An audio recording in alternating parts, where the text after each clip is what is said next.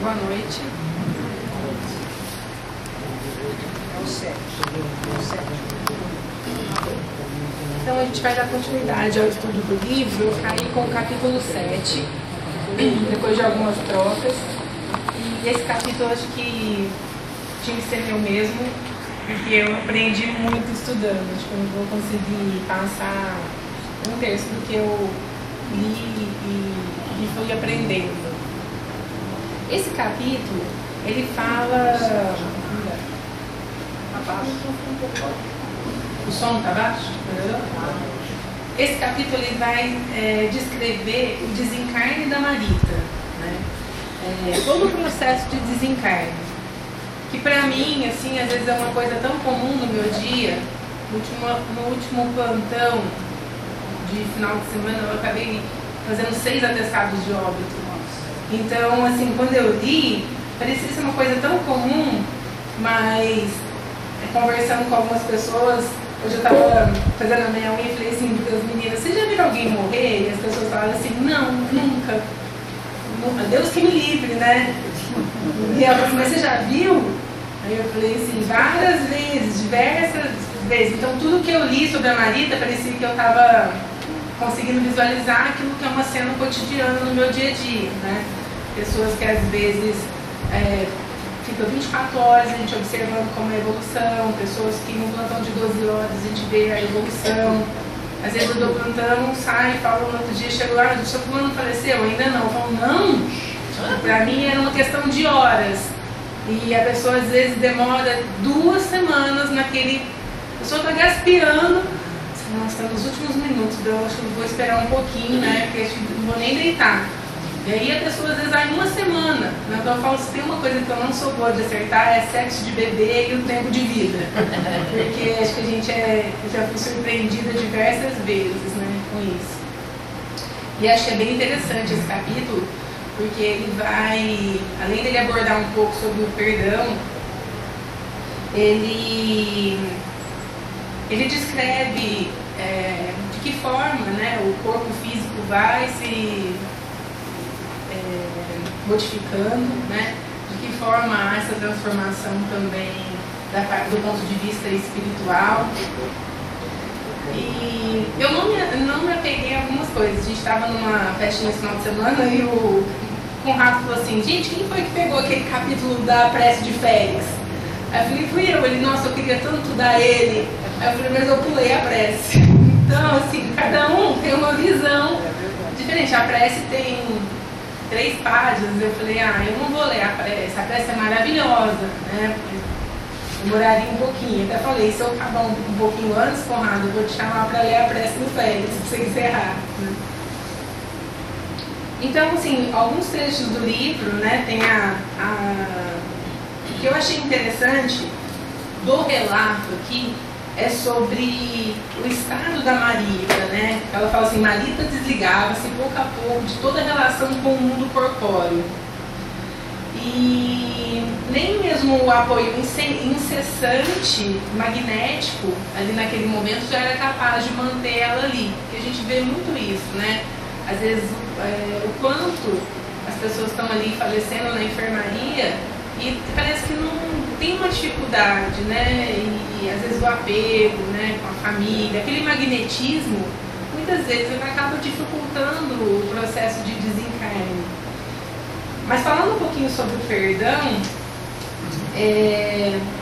até tinha feito um resumo que não trouxe, mas ele fala assim, que a Marita, ela estava ali naquele momento de desequilíbrio, de sofrimento, e aí ela começa a sentir as orações, as vibrações, ela começa a sentir o carinho do Cláudio do lado dela, o amor, o arrependimento, e todas essas emoções positivas fizeram com que o estado espiritual dela fosse se modificando.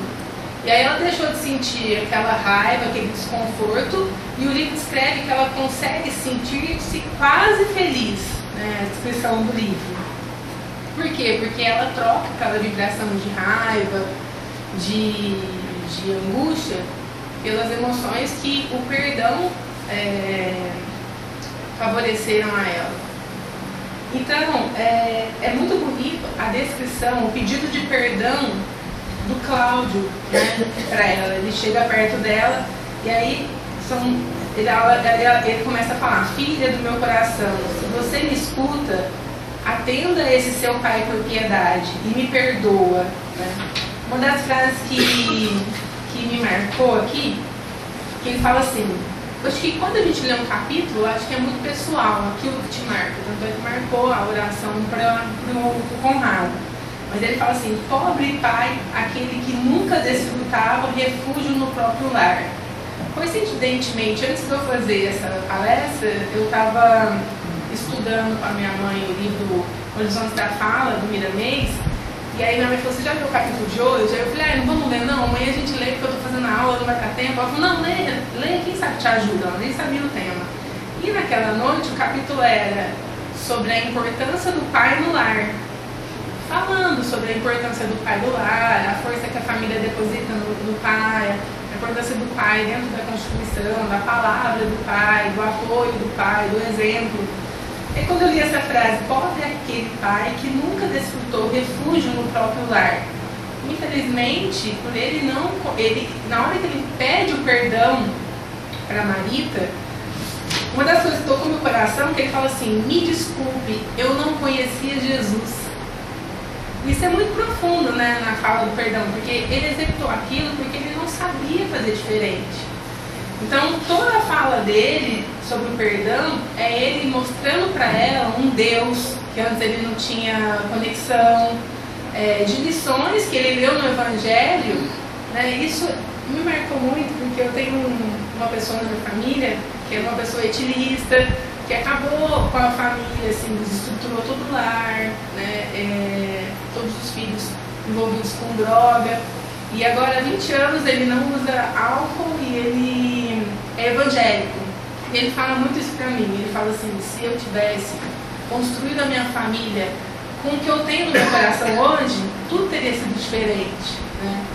Não importa a religião, ele fala, apesar de ele ser evangélico, mas ele fala assim: se eu tivesse construído o meu lar com Deus, eu não teria falhado, meus filhos não teriam caído, né? E assim, eu acho que é admirável o quanto ele se sustenta, porque apesar disso hoje ele é sozinho, ele não está mais, e ter essa força de tentar mostrar esse Deus, né, para os filhos. E a gente estava estudando com a Lid, e a gente leu essa frase que tinha a ver com o perdão, que fala assim: se o passado de uma pessoa fosse o seu passado, se a dor dessa pessoa fosse a sua dor, se o nível de consciência dela fosse o seu, você pensaria e agiria exatamente como ela. Então, ao compreender isso, fica mais fácil perdoar, desenvolver a compaixão e alcançar a paz. O ego não gosta de ouvir isso, porque sem poder reagir e julgar, ele se enfraquece. E às vezes, né, antes de julgar uma pessoa, eu penso assim: se eu estivesse nas condições dela, eu faria completamente pior. Porque eu acho muito difícil a gente se colocar no lugar do outro. Mas um exemplo que a gente pode fazer é assim: a gente se colocar nas condições vividas por aquela pessoa naquele momento, né? Só um exemplo assim: ela tá ali com aquela mãe, com aquele pai, com esse emprego, não sei o quê. Eu já teria surtado. E ela tá lá forte, tentando sobreviver. E muitas vezes a pessoa não tem nem a religiosidade que eu estou aqui buscando, né? Ou não se preocupa com isso, ou tem isso de uma forma diferente, menos evidente, né? Mas isso faz com que a gente julgue menos. Eu queria colocar um vídeo aqui para exemplificar o perdão. Talvez o som não saia, mas ele tem uma legenda.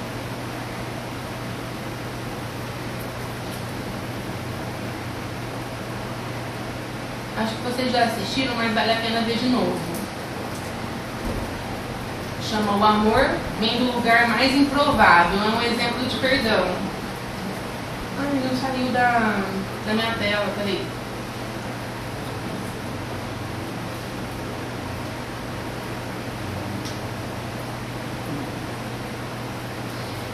Ele não projeta o YouTube? Tem um salva-vidas?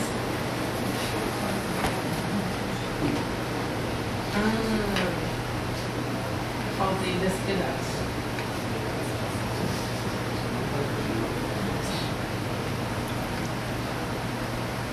Obrigada, tá?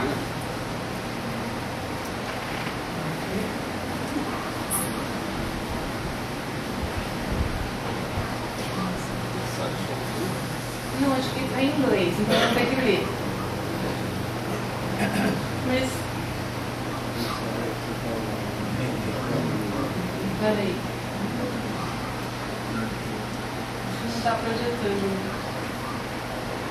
Se eu fizer assim, ó.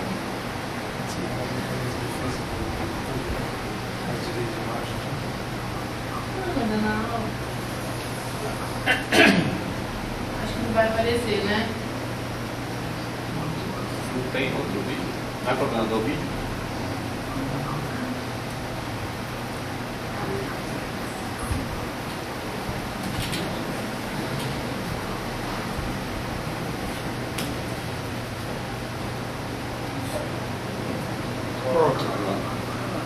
Eu me lembro, tá dando pra ler daí? Tá.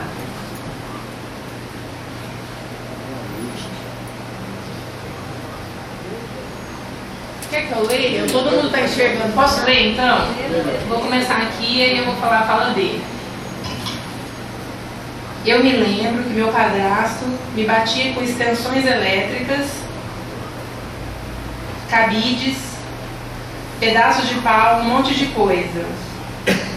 Sempre me dizia, dói mais em mim que em você. Só fiz isso porque eu te amo. Ele me transmitiu uma ideia errada do que era amor. Durante muitos anos, achei que o amor tinha de fazer mal. Eu fazia mal a todo mundo que eu amava. Eu media o amor em relação à dor que alguém pudesse suportar. Foi só quando vim para a cadeia, esse ambiente desprovido de amor, que comecei a entender melhor o que era amor e o que não era.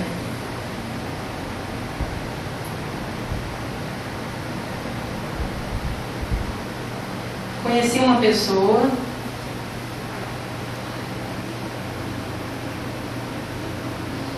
ela me mostrou o que era amor, porque viu além da minha condição, condenada à prisão perpétua pelo pior tipo de assassinato de uma mulher e de uma criança. Foi Agnes, mãe e avó de Patrícia e Cris, minhas vítimas, quem me deu minha melhor lição de amor. Ela tinha todo o direito de me odiar,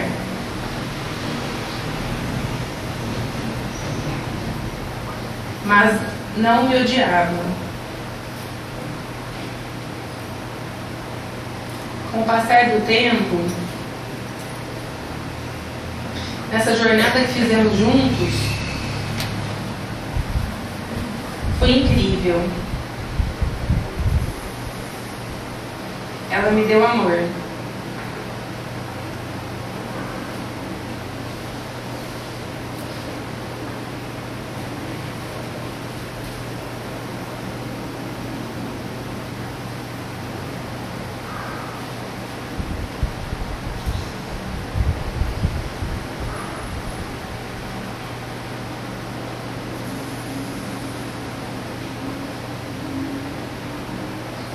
Ela me ensinou o que era amor.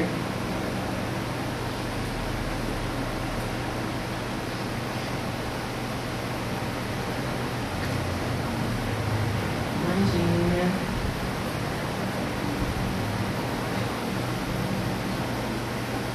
Acho esse um dos vídeos mais bonitos desse mundo.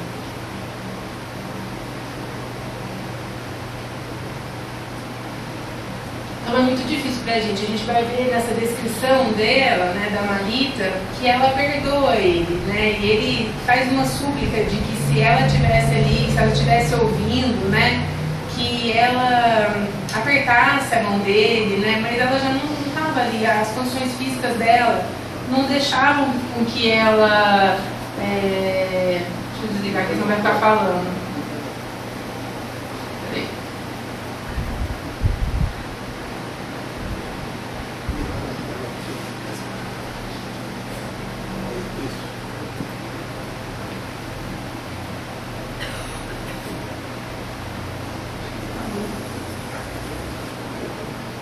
Peraí que já vai entrar.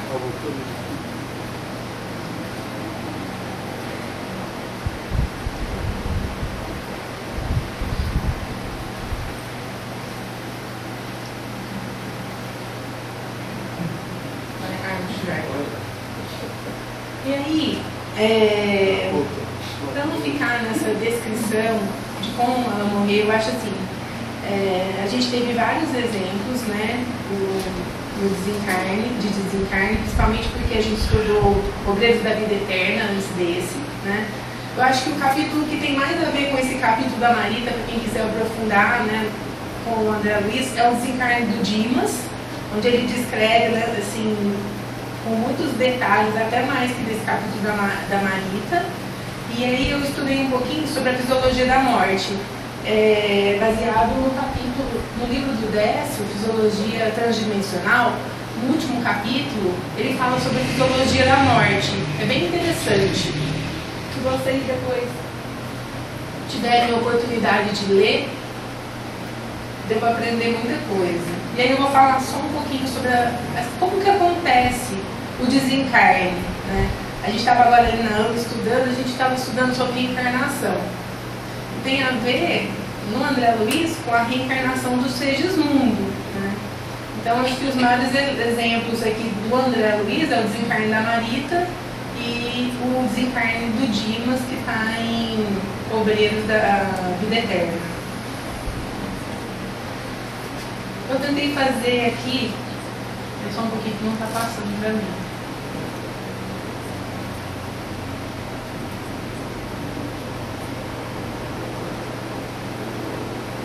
Eu tentei fazer aqui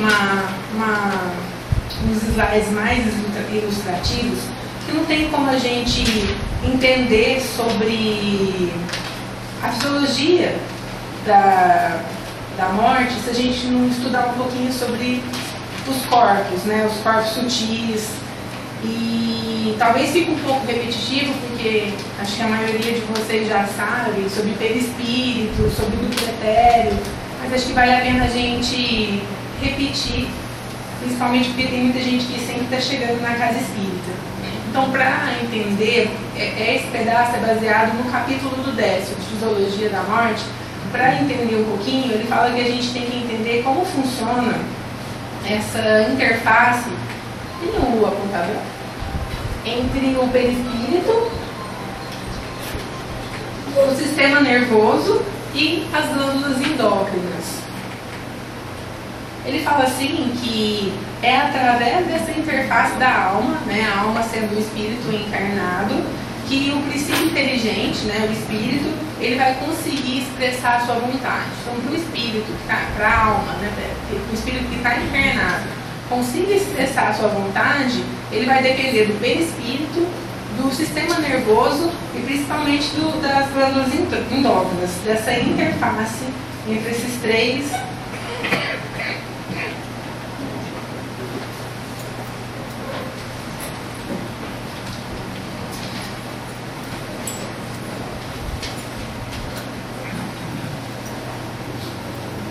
Acho que todo mundo já viu essa figura aqui diversas vezes, né?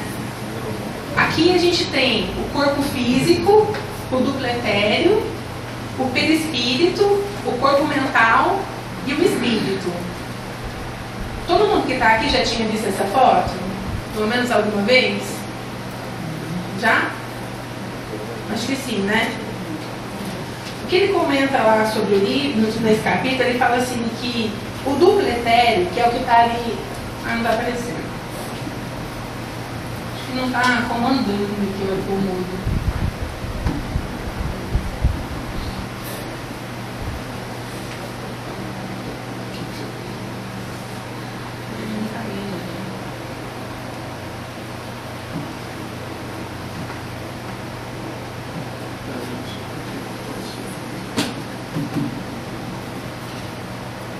vou fechar e abrir de novo, ver se ele liga.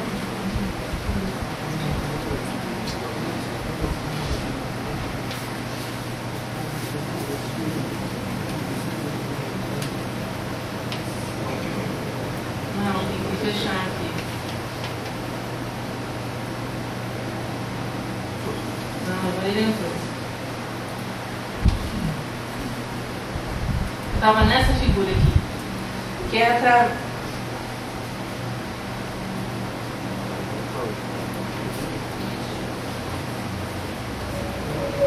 Então a gente tem aqui o duplo etérico, que é a parte fluídica que é mais distante da alma e ela é mais perto do corpo físico. Então, a gente vai... Por onde que o duplo etérico vai se ligar? Principalmente nos neurônios do corpo físico. Estão vendo ali a fotinha do duplo etérico? Está em laranja pra gente. No corpo mental, que é essa parte aqui maior que fica entre o perispírito e o espírito, é onde é produzido o pensamento.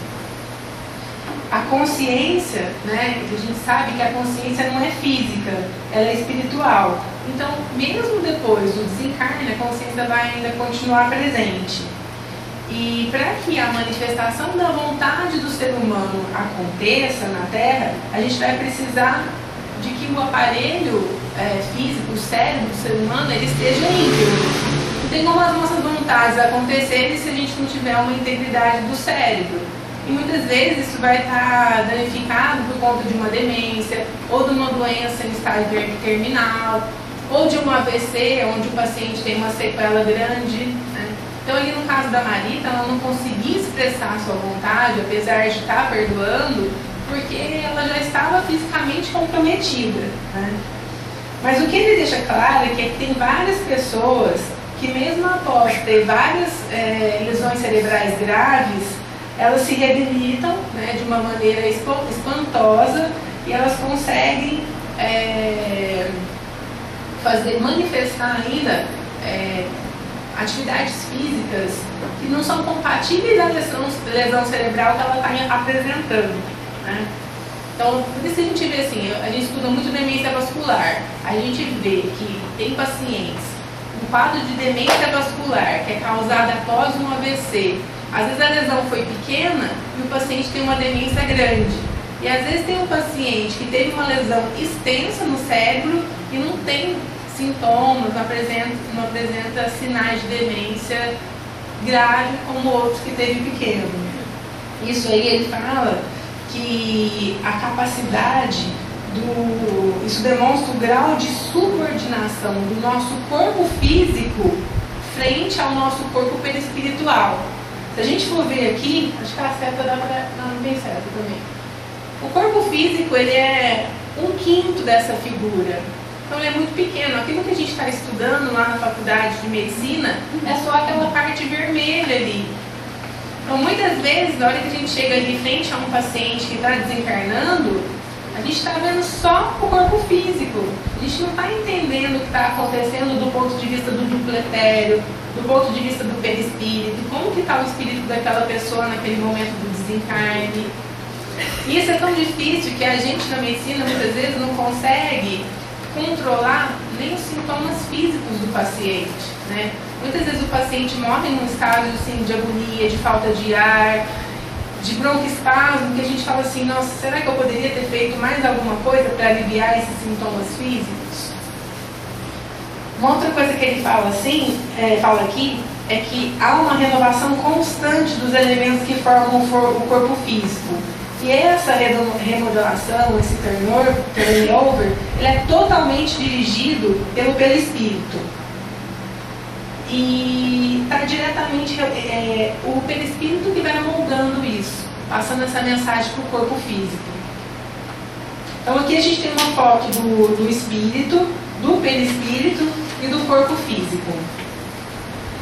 Todas as células, tentem imaginar que todas as células do nosso corpo físico, elas estão rigorosamente ligadas ao perispírito. Como se a gente fosse, eu nunca esqueço disso, a imagem que eu tenho do perispírito, quando eu fazia evangelização e era criança, Eu lembro que a gente uma vez fez um bonequinho, que era o corpo humano, e aí a gente fez numa cartolina colorida um outro bonequinho e colou naquele corpo físico, como se fosse uma imagem semelhante. Então, assim, à medida que a gente colasse, era que a gente estava ligando todas as células do nosso corpo físico às células daquela cartolina verde que era o perispírito, né? E esse exemplo acho que ficou assim na minha mente. E ele fala assim que essa ligação ela é mais intensa ou menos intensa.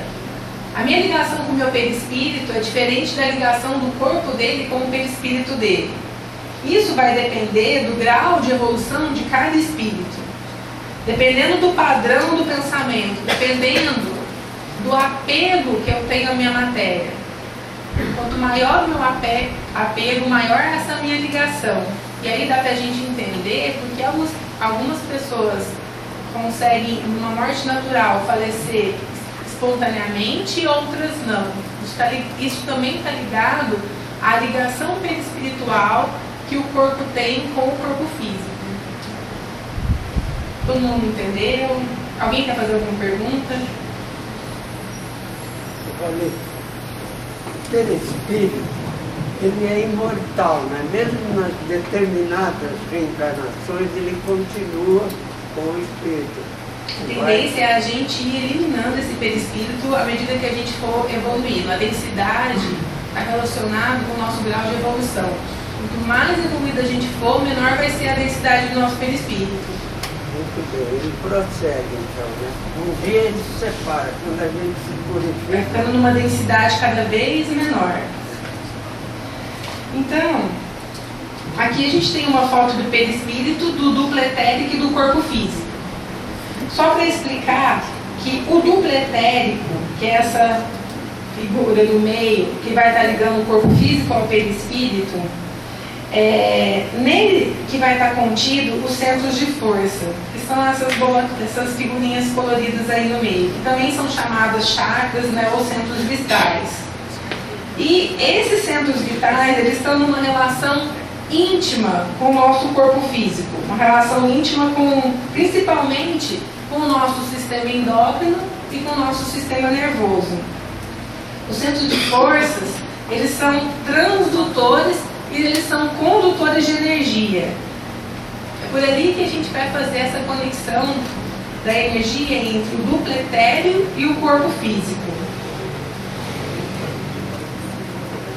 E aí eu coloquei uma foto aí só dos centros de força. Os centros de força, eles são os portais preferenciais então da energia. Por isso que muitas vezes durante o passe a gente mentaliza o chakra coronário, porque ali é o local de principal fonte, né, de recebimento dessa energia. Eles vão levar e vão trazer informações do espírito encarnado do seu corpo físico. Quando a gente faz essas cromoterapias, muitas pessoas aqui já devem ter passado por um processo de cromoterapia, onde a gente vai imaginando, né, a revitalização de cada parte do nosso corpo de acordo com a cor que a gente emana através desses centros de força. E essa conexão, ela pode se dar tanto com os espíritos encarnados ou desencarnados, né? A nossa mediunidade está muito relacionada a esse centro de força. Então aqui só para explicar os centros de força, só para ilustrar. E a gente vai falar aqui um pouquinho sobre o processo de desencarnação. A gente sabe que essa ligação entre o corpo físico e o perispírito, como o Sr. Sebastião perguntou, ela é temporária. E muitas vezes ela é quebrada ou por um acidente, ou por uma morte natural, ou por um suicídio. Há diversas formas de se quebrar. Quando o processo de morte se dá de uma forma natural, principalmente nessa área que eu trabalho, que é da geriatria, que já é um processo lento, uma doença degenerativa, o indivíduo ele vai se preparando a toda uma transição para esse desencarne. E aí é importante a gente ver essa parte. Muitas vezes, né, a gente está ali e fala assim, nossa, mas coitado desse paciente, ele não desencarna, né? coitado do seu fulano, está sofrendo tanto. Às vezes, principalmente quando a gente vê esse quadro final das demências, onde os pacientes apresentam muitas úlceras, né, de pressão, tanta dor e tanto sofrimento, que não tem como a gente passar por um leito desse e falar: nossa, que triste, que dolorido. E aqui ele fala assim: felizes da terra, quando passardes ao pé dos leitos de quantos atravessam prolongada agonia, afastai do pensamento a ideia de lhe acelerar a morte. A gente faz muito, né? Muitas vezes no serviço você vai lá fazer uma oração para aquele paciente, você reza para ele desencarnar, para ele parar de sofrer. A nossa intenção é de que ele pare de sofrer, de que aquilo acabe rápido, né? Mas olha o que ele fala: ladeando esses corpos amarrotados e por trás dessas bocas mudas, benfeitores do plano espiritual articulam providências, executam os encargos nobilitantes e pronunciam orações ou estendem braços amigos. Há toda a espiritualidade ali trabalhando, né, em conjunto. Ignorais por agora o valor de alguns minutos de reconsideração para o viajor que aspira a examinar os caminhos percorridos antes do regresso. Se não vos sentis capacitados a oferecer-lhes uma frase de consolação ou um socorro de uma prece, afastai-vos e deixai-os em paz. Mas isso é muito difícil colocar em prática, gente, no nosso dia a dia. Muitas vezes a gente está lá trabalhando bem um filho e fala assim: doutor, eu não aguento mais ver minha mãe desse jeito, faz alguma coisa. Várias vezes. E o que a gente vai fazer? Não tem nada que pode ser feito. A última vez era tanto sofrimento, o filho estava sofrendo tanto com aquilo que a paciente, eles decidiram que a paciente deveria fazer hemodiálise, né? Na opinião da metade da equipe, a gente achava que já faria cuidados paliativos, desligaria a diálise. E aí, durante o processo de diálise, a pressão foi caindo, e aí a gente teve que desligar a diálise e falar para a família que não tinha, o paciente não conseguiria fazer a diálise. E o filho, chorando, ele falou assim: tive uma ideia, então vamos deixar a diálise ligada para ela morrer mais rápido? Então, assim, mas assim, não vamos julgar, que foi o que a gente falou no começo do estudo, né? A gente não está na pele daquela pessoa, não sabe o que ela está sentindo, quantos dias ela já está ali.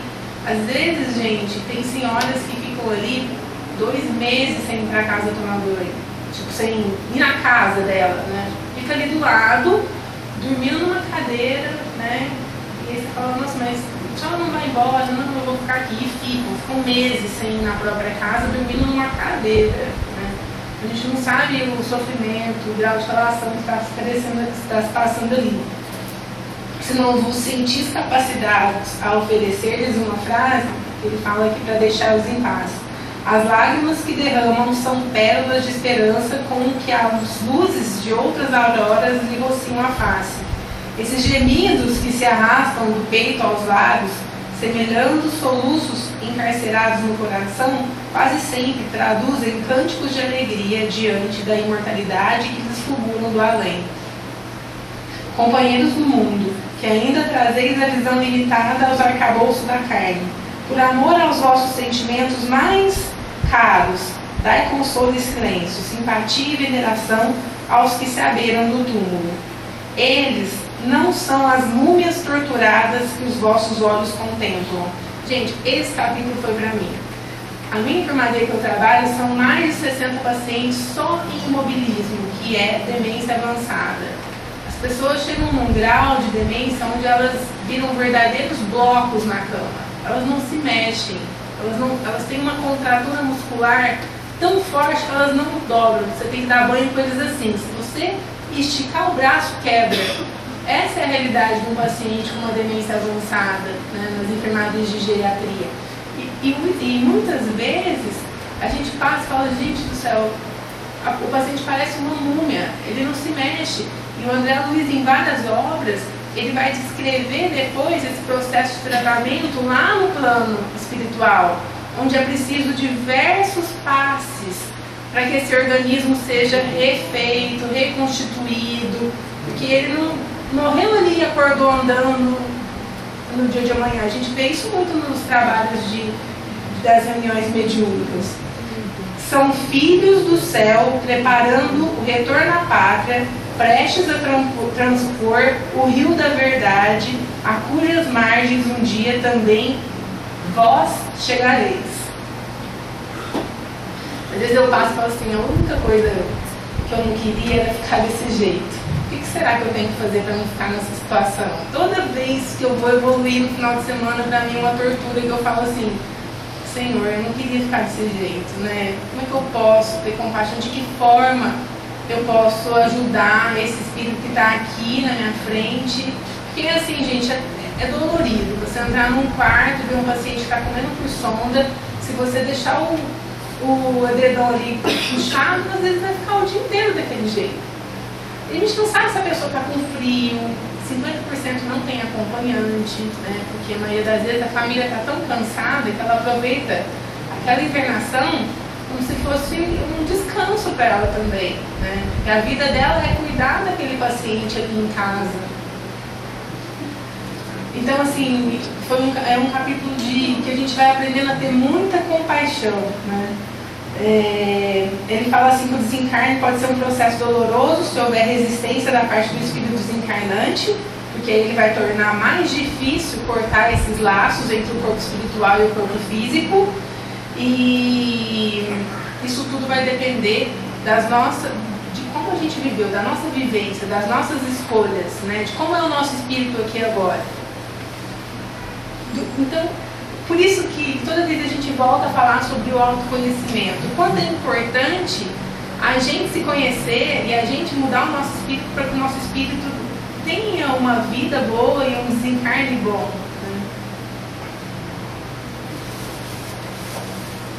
O mecanismo dos desencarnes parece muito uma metamorfose dos insetos, né? Aí ele vai falar que aqui ocorre uma diminuição da atividade, com a pessoa tornando-se mais imóvel, deixando de se alimentar, assumindo uma posição de grisalha, que é o estado amarita, né, durante o capítulo.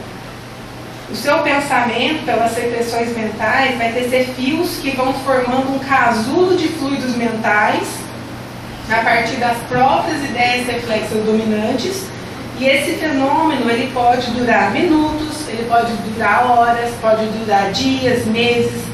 Vai depender do quê? Do pensamento e do grau de evolução do espírito. Não que todo espírito que passe por esse processo não seja evoluído, não estaria em sofrimento, mas às vezes foi até um acordo do planejamento reencarnatório dele para que nesses minutos finais ele tivesse essa depuração. Entendeu? A gente vê muitos espíritos que contribuíram com a nossa evolução, que às vezes naquele momento passou por sofrimentos, mas como escolha talvez. Então aqui está todo esse processo do casulo e da libertação.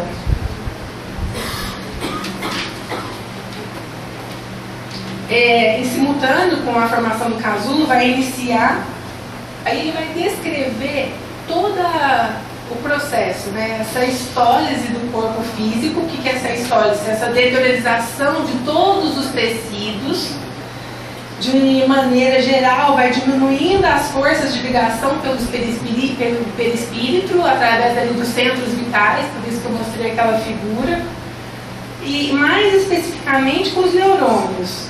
E aí vai acontecendo a estólise do lado perispiritual, né?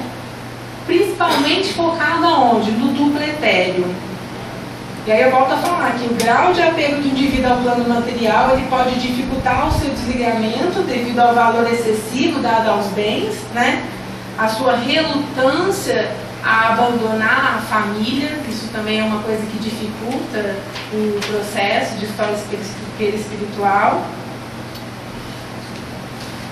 E essa libertação do casulo mental ocorre através das secreções mentais no fim desse processo histolítico, que vai fortificando o campo mental, e aí vai havendo um desvencilhamento de todos os órgãos orgânicos. Não sei se vocês conseguem ir imaginando que quando a gente olha para uma pessoa ali falecendo, se nunca ninguém viu, imagina uma cena de filme ou de novela onde a pessoa está falecendo. saber que existe uma morte espiritual muito mais complexa do lado de lá, e toda uma equipe médica espiritual ajudando, né? E aí em seguida vai começar um processo histogênico, que é de formação e desenvolvimento, eu coloquei aqui de tecido, mas do ponto de vista perispiritual, onde esse perispírito ele vai passar por modificações morfofisiológicas para que ele vá se adaptando à nova vida do plano de lá, do lado de lá. Então é por isso que aquela figura é importante da borboleta, porque é mesmo uma transformação. É um perispírito que está vivendo aqui, que ele está começando a viver de lá. É uma morte do lado de cá, mas um nascimento do lado de lá.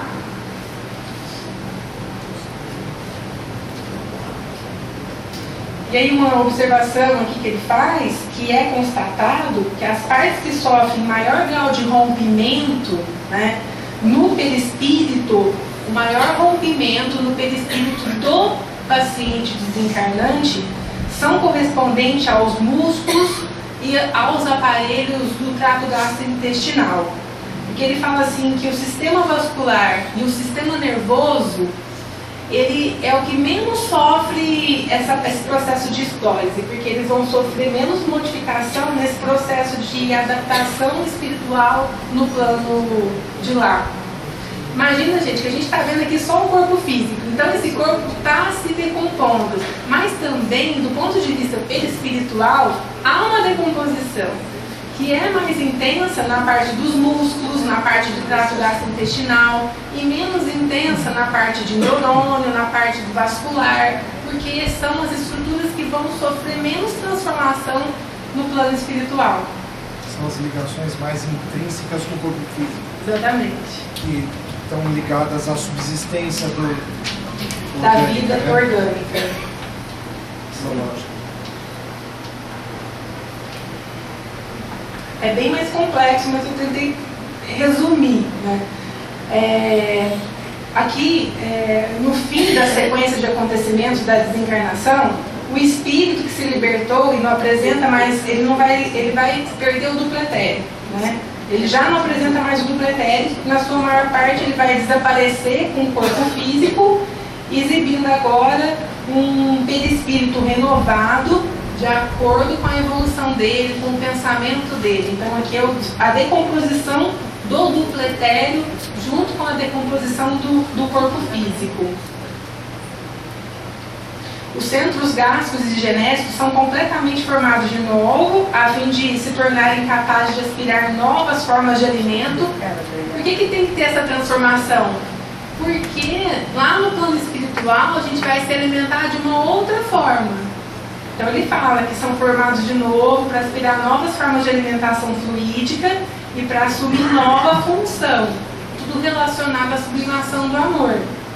E a histogênese, que é a formação disso, vai dar de acordo com o caminho ditado pela nossa mente. E isso, da mesma forma que quando a gente está aqui desenvolvendo, tem a nossa embriogênese, a nossa formação, quando o bebezinho está formando, os 3 primeiros meses não são extremamente importantes no desenvolvimento. Quando a gente está nascendo do lado de lá, a nossa mente pode atrapalhar o nosso processo também de histogênese. Então eu também posso ter problemas no centro gástrico quando eu nascer de lá. Já pararam para pensar nisso? Deixa eu... Então assim, a histogênese, que é essa nova formação, vai dar de acordo com o caminho ditado pela nossa mente. E ela pode ter um processo perturbado, incorreto, dependendo do pensamento do espírito. Então, uma pessoa que não quer morrer, ela está apegada ao bem material, como é que vai dar esse processo de histogênese dele do lado de lá? Isso é um exemplo, né? Então, o parto para a vida espiritual, esse desprendimento do corpo físico é gradual e é composto principalmente de 3 etapas. O desprendimento do centro vegetativo, que é o ventre, que é a sede das manifestações fisiológicas. O desprendimento do emocional, que está no tórax, que é a manifestação dos sentimentos e desejos. E o desprendimento do mental, que é o mais complexo. Quem quiser maiores detalhes, gente, lê esse capítulo, Fisiologia da Morte, do livro do Décio.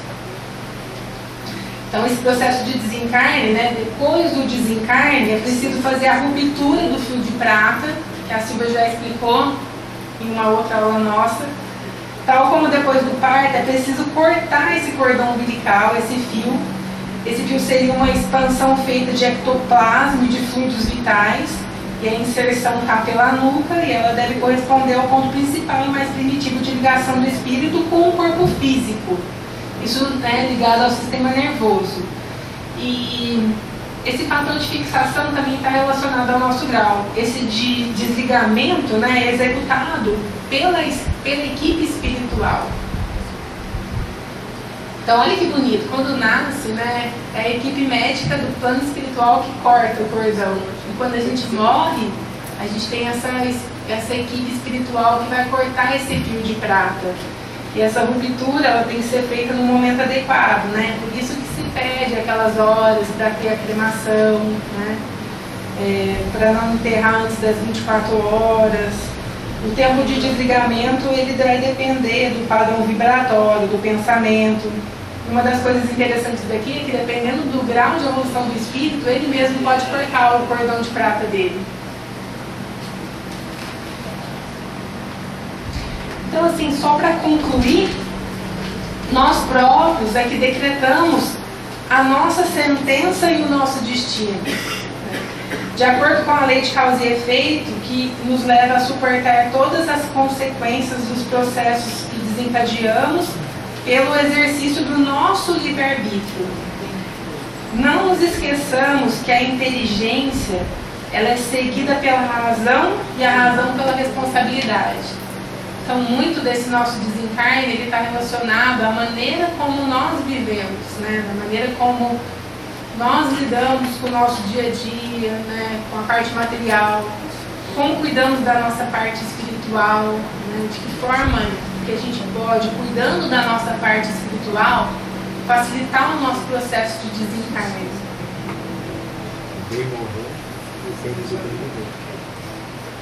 Alguém tem alguma pergunta para fazer? Ninguém? Não sei se foi assim esclarecedor para vocês, né? Eu acho que, pelo menos, às vezes tem gente que nunca parou para ouvir, para pensar de que forma morreu, né?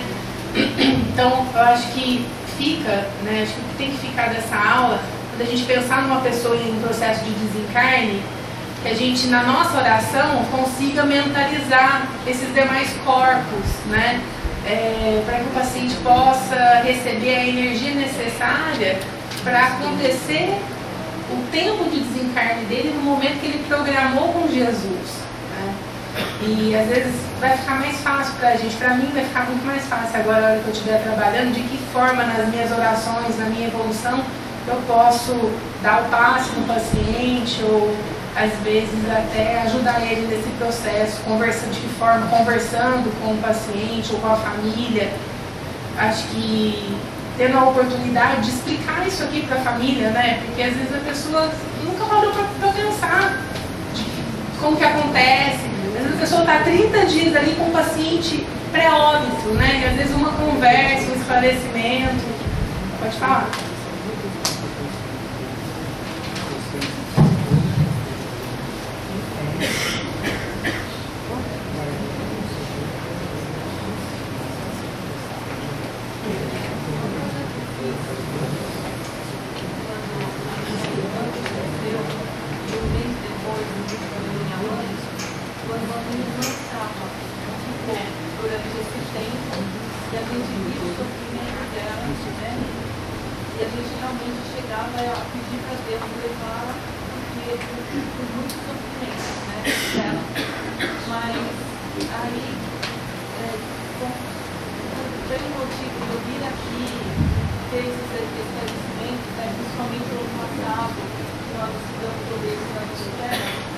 Eu conversava muito com ela, sabia como estava dormindo, mesmo de olhos fechados, mesmo dormindo, e eu falava muito para ela ficar em paz, né? E para ela seguir os espíritos de luz que estavam ali, que eles estavam ali, para ela não ter medo, que eles estavam ali para ajudar.